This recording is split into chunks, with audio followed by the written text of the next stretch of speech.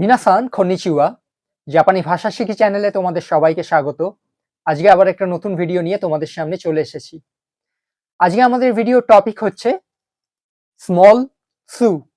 বন্ধুরা, আমরা সবাই জানি যে এই অ্যালফাবেটটাকে বলা হয় সু, তা চি সু। এখন এই সুটা বড়, এর একটা ছোট ভার্সন আছে, মানে এইটাকে একটু ছোট করে লেখা হয় এরকম। তো আমরা এর আগে এরকম আরো 3টে অ্যালফাবেট দেখেছি যেগুলোর একটা একটা করে ছোট ভার্সন আছে। সেগুলো হচ্ছে ইয়া, ইউ এবং ইও। এই ইয়া, ইউ, ইও বড় করেও লেখা যায়, আবার ছোট করেও লেখা যায়। ঠিক সেরকমই এই সুটাকেও একটু ছোট করে লেখা হয়, এরও একটা ছোট ভার্সন আছে। এখন এই ছোট সু এর কাজটা কি? এটা ভীষণই গুরুত্বপূর্ণ একটা ব্যাপার, কেননা অনেকেই জানে না এই ছোট সুটা থাকলে কিভাবে পড়তে হয়। কেননা অনেকে এটাকে বড় সু এর সাথে মিলিয়ে ফেলে এবং ভুল পড়ে ফেলে। ছোট সু এর কাজের যাওয়ার আগে আমি একটা কথা বলে নিই যে এই ছোট সু এটা দিয়ে কিন্তু কখনোই কোনো ওয়ার্ড বা শব্দ শুরু হবে না। মানে এই ছোট সু কোনো শব্দের প্রথমে আসবে না, কখনোই আসতে পারে না। এই ছোট সু সবসময়ই একটা শব্দের বা একটা ওয়ার্ডের মাঝখানে বসে, অর্থাৎ এর আগে একটা অক্ষর থাকবে, এর পরে একটা অক্ষর থাকবে। এখন এই ছোট সু এর কাজটা কি? এই ছোট সু যেখানেই বসবে, এই ছোট সু যেখানেই বসবে তার পরের অক্ষরটা সবসময় কিন্তু ডাবল প্রোনাউন্সিয়েশন হবে। মানে সেই পরের অক্ষরের স্টার্টিং যে সাউন্ডটা আছে সেটা ডাবল হয়ে যাবে। তোমাদেরকে একটা উদাহরণ দিই, তাহলেই তোমরা বুঝতে পারবে। এটা গা, এখানে আমি লিখলাম কো, আর এখানে লিখলাম উ। তাহলে এখন যদি শব্দটা পড়া হয় তাহলে আমরা এটাকে পড়বো গাকো, গাকো, তাই তো? এখন এখানে একটা ছোট্ট সু যদি আমি বসিয়ে দিই তাহলে এটা কি হয়ে যাচ্ছে?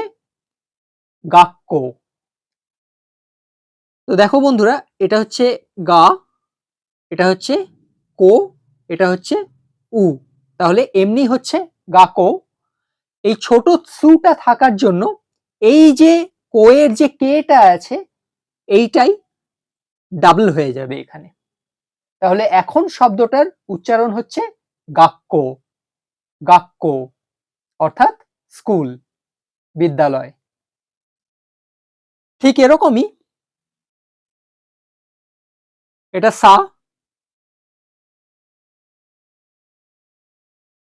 এটা হচ্ছে পো, আর এটা হচ্ছে রো। এখন যদি আমরা এই শব্দটাকে পড়ি তাহলে কিভাবে পড়বো? সাপোরো, তাই তো? সাপোরো। কিন্তু এইখানে যদি আমি একটা ছোট সু বসিয়ে দিই তাহলে এটা হয়ে গেল সাপ্পোরো, সাপ্পোরো। কেননা এই সু এর পরে পো আছে, পো এর প্রথমের অক্ষরটা আসছে পি, তো এই পিটা ডবল হয়ে যাবে এখানে, সাপ্পোরো। সাপ্পোরো একটা শহরের নাম জাপানে। আমাদের খেয়াল রাখতে হবে এটাকে আমরা কখনোই সাতসুপোরো বলবো না, সাতসুপোরো কখনোই বলবো না। এটাকেও আমরা কখনো গাতসুকো বলবো না। এটা গাক্কো, এটা সাপ্পোরো। এই দুটো তো আমি হিরাগানা দিয়ে এক্সাম্পল দেখিয়ে দিলাম। চলো এবার দুটো শব্দ দেখা যাক যেগুলো কাতাকানায়।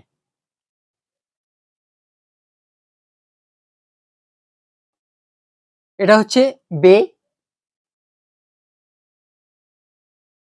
আর এটা হচ্ছে দো। তাহলে এমনি এখন শব্দটা আমরা পড়বো বেদো, বেদো। কিন্তু এর মাঝখানে যদি একটা ছোট সু বসিয়ে দেওয়া হয় তাহলেই এই যে দোটা, এর দটা ডবল হয়ে যাবে, মানে ডিটা ডাবল হয়ে যাবে। তাহলে এখন আমরা এই ওয়ার্ডটাকে পড়বো বেদ্য, বেদ্য, অর্থাৎ বেড। আর একটা শব্দ দেখে নেওয়া যাক, যেমন এটা হচ্ছে সু, এটা হচ্ছে রি এবং এখানে হচ্ছে পা।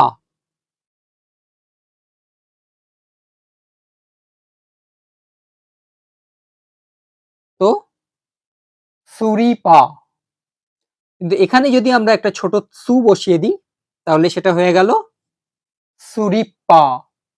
সুরিপা অর্থাৎ স্লিপার্স, পায়ে যেটা পরা হয় স্লিপার্স। তাহলে তোমরা বুঝতে পেরেছো যে ছোট সু এর কাজটা কি। এটা আমাদের মাথায় রাখতে হবে যে এটাকে আমরা কখনোই বড় সু এর মতো করে পড়বো না। বড় সু এর মতো করে পড়লেই সেই সু উচ্চারণটা আমাদের করতে হবে, পুরো শব্দের উচ্চারণটা কিন্তু ভুল হয়ে যাবে। তো এটা তোমাদেরকে মাথায় রাখতে হবে।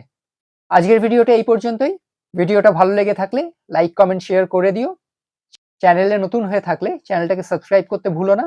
বেল আইকনটা প্রেস করে রেখো যাতে নতুন নতুন ভিডিওর নোটিফিকেশন প্রথমেই তোমাদের কাছে পৌঁছে যায়। দেখা হচ্ছে পরের ভিডিওতে। ততক্ষণ পর্যন্ত সবাই ভালো থাকো। জামাতা।